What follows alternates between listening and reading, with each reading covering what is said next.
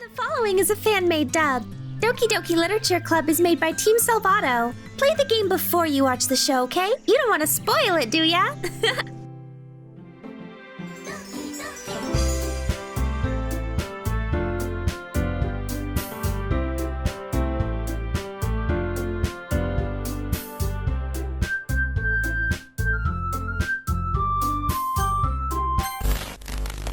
So, Kazuhiko, what kinds of things do you like to read? Well, Considering how little I've read these past few years, I don't really have a good way of answering that. manga? I mutter quietly to myself, half joking. Natsuki's head suddenly perks up. It looks like she wants to say something, but she keeps quiet. Not much of a reader, I guess. Well, that can change. What am I saying? I spoke without thinking after seeing Yuri's sad smile. Anyway, what about you, Yuri? Well, let's see. Yuri traces the rim of her teacup with her finger. My favorites are usually novels that build deep and complex fantasy worlds. The level of creativity and craftsmanship behind them is amazing to me, and telling a good story in such a foreign world is equally impressive. Yuri goes on, clearly passionate about her reading. She seemed so reserved and timid since the moment I walked in, but it's obvious by the way her eyes light up that she finds her comfort in the world of books, not people. But you know, I like a lot of things. Stories with deep psychological elements usually immerse me as well. Isn't it amazing how a writer can so deliberately take advantage of your own lack of imagination to completely throw you for a loop? Anyway, I've been reading a lot of horror lately. Ah, I read a horror book once. I desperately grasped something I could relate to at the minimal level. At this rate, Yuri might as well be having a conversation with a rock.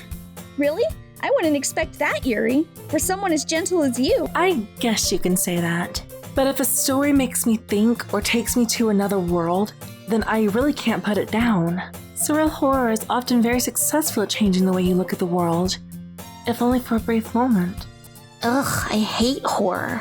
Oh? Why is that? Well, I just... Natsuki's eyes dart over to me for a split second. Never mind. That's right. You usually like to write about cute things, don't you, Natsuki? What? What gives you that idea? You left a piece of scrap paper behind last club meeting. It looked like you were working on a poem called... Don't say it out loud and give that back. Fine. Your cupcakes, your poems, everything you do is just as cute as you are. Sayori sidles up behind Natsuki and puts her hands on her shoulders. I'm not cute. Natsuki, you write your own poems? Huh? Well, I guess sometimes. Why do you care? I think that's impressive. Why don't you share them sometime? No, Natsuki averts her eyes. you wouldn't like them. Ah, not a very confident writer yet? I understand how Natsuki feels. Sharing that level of writing takes more than just confidence. The truest form of writing is writing to oneself. You must be willing to open up to your readers, exposing your vulnerabilities, and showing even the deepest reaches of your heart. Do you have writing experience too, Yuri? Maybe if you share some of your work, you could set an example and help Natsuki feel comfortable enough to share hers. I guess it's the same for Yuri.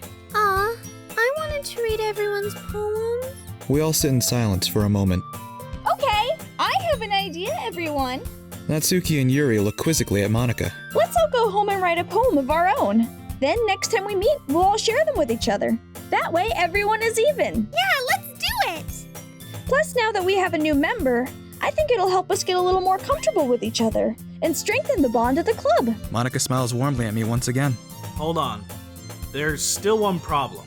Now that we're back to the original topic of me joining the club, I bluntly come forth with what's been on my mind the entire time. I never said I would join this club. Sayori may have convinced me to stop by, but I never made any decision. I still have other clubs to look at, and, I lose my train of thought. All four girls stare back at me with dejected eyes. But I'm sorry. I thought... Kazuhiko. you all... I'm defenseless against these girls. How am I supposed to make a clear-headed decision when it's like this? That is, if writing poems is the price I need to pay in order to spend every day with these beautiful girls. Right. Okay. I've decided then. I'll join the literature club. One by one, the girls' eyes light up. Yes! I'm so happy.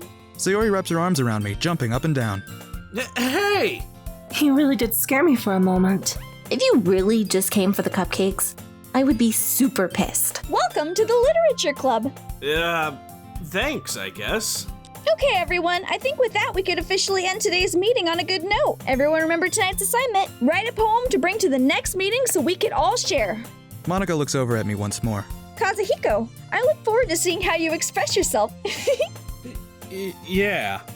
Can I really impress the class star Monica with my mediocre writing skills? I already feel the anxiety welling up inside me. Meanwhile, the girls continue to chit-chat as Yuri and Natsuki clean up their food. Hey, Kazuhiko, since we're already here, do you want to walk home together? That's right. Sayori and I never walk home together anymore because she always stayed after school for clubs. Sure, might as well. Yay! With that, the two of us depart the classroom and make our way home. This whole way, my mind wanders back and forth between the four girls. Sayori, Natsuki, Yuri, and of course Monica. Will I really be happy spending every day after school in a literature club? Perhaps I'll have the chance to grow closer to one of these girls. Alright, I'll just need to make the most of my circumstances, and I'm sure good fortune will find me. And I guess that starts with writing a poem tonight.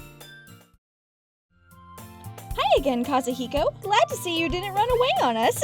Nah, don't worry. This might be a little strange for me, but I at least keep my word. Well, I'm back at the literature club. I was the last to come in, so everyone else is already hanging out. Thanks for keeping your promise, Kazuhiko. I hope this isn't too overwhelming of a commitment for you, making you dive headfirst into literature when you're not accustomed to it. Oh, come on, like he deserves any slack. Sayori told me you didn't even want to join any clubs this year. And last year, too. I don't know if you plan to just come here and hang out or what, but if you don't take us seriously, then you won't see the end of it. Natsuki, you certainly have a big mouth for someone who keeps her manga collection in the club room. Natsuki finds herself stuck between saying Monica and manga. Manga's literature! Swiftly defeated, Natsuki plops back into her seat. Don't worry, guys. Kazuhiko always gives it his best as long as he's having fun. He helps me with busy work without me even asking. Like cooking, cleaning my room. How dependable. Sayori, that's because your room is so messy it's distracting. And you almost set your house on fire once. Is that so? You two are really good friends, aren't you? I might be a little jealous. How come? You and Kazuhiko can become good friends too. Sayori.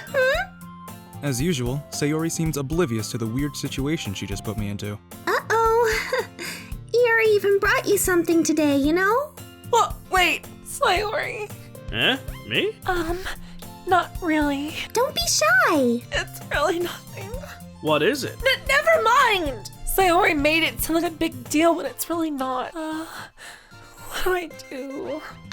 I'm sorry, Yuri. I wasn't thinking. I guess that means it's up to me to rescue this situation. Hey, don't worry about it. First of all, I wasn't expecting anything in the first place, so any nice gesture from you is a pleasant surprise. It'll make me happy no matter what. Is that so? Yeah, I won't make it a big deal if you don't want it to be. Alright, well, here. Yuri reaches into her bag and pulls out a book. I didn't want you to feel left out, so I picked out a book that I thought you might enjoy. It's a short read, so it should keep your attention, even if you don't usually read. And we could, discuss it if you wanted. How's this girl accidentally being so cute? She even picked out a book she thinks I'll like, despite me not reading much. Yuri, thank you. I'll definitely read this. I enthusiastically take the book. Well, you can read it at your own pace. I look forward to hearing what you think. Now that everyone's settled in, I expected Monica to kick off some scheduled activities for the club, but that doesn't seem to be the case. Sayori and Monica are having a cheery conversation in the corner. Yuri's face is already buried in a book. I can't help but notice her intense expression, like she was waiting for this chance. Meanwhile, Natsuki is rummaging around in the closet.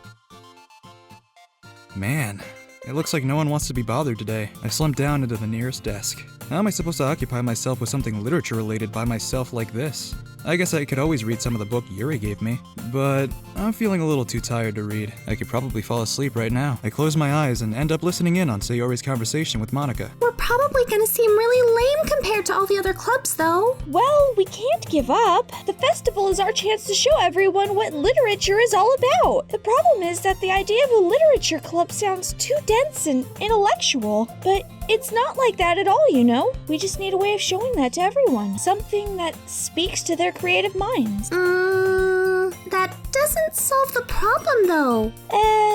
What do you mean? Even if we come up with the most fun thing ever, nobody will come in the first place if it's a literature event. So it's more important to figure out how to get people to show up in the first place, you know? And after they come, we can do the thing to speak to their creative minds. What's this? Sayori is taking this really seriously. It's rare to hear her deliberating like this.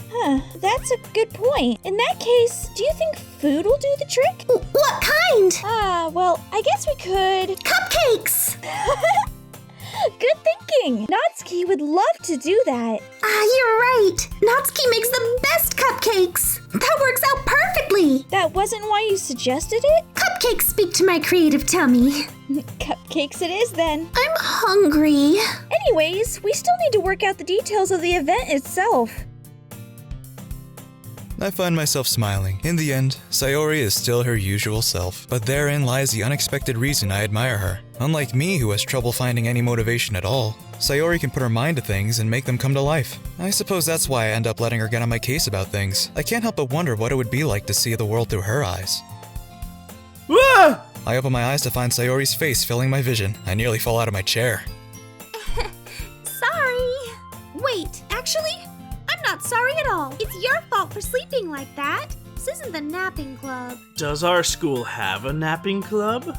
You're staying up late again, aren't you? Now that you're in a club, you're gonna have less time for anime, you know? You'll need to get used to it. Don't say that so loud! I glance over my shoulder to see if Monica overheard. It's true, though. Yeah, I know. You're always looking out for me, Sayori. It's what I do best. That's a problem. What about you? You look out for me better than you look out for yourself. You're still oversleeping every day, aren't you? Not every day. That's not very convincing. How many days this past week have you gotten up on time? It's a secret. I knew it. Come on, at least give me the benefit of the doubt. I can't even do that. Look, Sayori, it's written all over you. Sayori glances around at herself. How is it written all over me? You were clearly in a rush this morning. Look, your hair's sticking out all around here. I run my fingertips down the side of Sayori's hair, trying to straighten it out. Man, you really need a brush for this. My hair is just really hard to get right. I won't fall for that. There's more than just your hair. Look, your bow isn't straight either. And there's a toothpaste stain on your collar right here. I try to wipe off the stain with my finger. But nobody would ever notice that. Of course they would. Nobody's gonna tell you about it because they don't want to embarrass you. Fortunately, I really don't care about that. Hey, you meanie. And you don't even keep your blazer buttoned up. Seriously, Sayori, why do you think you don't have a boyfriend yet? That's super mean. Sorry, but you'll thank me later. I start to button her blazer from the bottom. Once you see how much better it looks, you'll change your mind. This is so funny. What is? Well, I was just thinking how weird it is to have a friend who does these kinds of things. Don't say that! You'll make me feel weird about it, stupid! It's okay though. I'm happy we're like this. Aren't you? I guess. Hey, be careful. The button might come off. Why is this one so hard to close? I struggle to fully close the button near her chest. Does this thing even fit you properly? It did when I bought it. If you ever buttoned it, you would have noticed sooner that it doesn't fit you anymore. What are you smiling about? It means my boobs got bigger again. Don't say that out loud! Anyway, you look much better now, so, Why does it feel strange to see Sayori's blazer buttoned up like that? But it's so stuffy. Ugh, it's not worth it at all. Sayori hastily unbuttons her blazer once more. Phew, that's so much better. Sayori puts her arms out and twirls around. So if I keep it unbuttoned, then I won't get a boyfriend, right? what kind of logic is that? And why are you saying that like it's a good thing? Because if I had a boyfriend, then he wouldn't even let you do things like this. And you take care of me better than anyone else would anyway. So that's why I'm keeping it unbuttoned. Stop saying all these embarrassing things! I didn't say anything embarrassing. Jeez. Well, anyway, just focus on trying to wake up a little earlier. Only if you focus on going to bed earlier. Fine.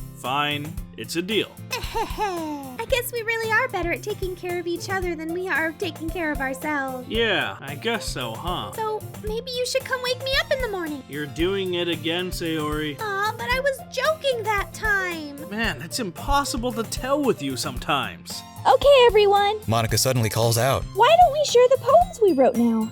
Yay! Kazuhiko, I can't wait to read yours. Yeah, same. I fail to sound enthusiastic, but Sayori trots away to retrieve her poem. By the way, did you remember to write a poem last night? Yeah. My relaxation ends. I can't believe I agreed to do something so embarrassing. I couldn't really find much inspiration since I've never really done this before. Well, now that everyone's ready, why don't you find someone to share with? I can't wait! Sayori and Monica enthusiastically pull out their poems. Sayori's is on a wrinkled sheet of loose leaf torn from a spiral notebook. On the other hand, Monica wrote hers in a composition notebook. I can already see Monica's pristine handwriting from where I sit. Natsuki and Yuri reluctantly comply as well, reaching into their bags. I do the same myself.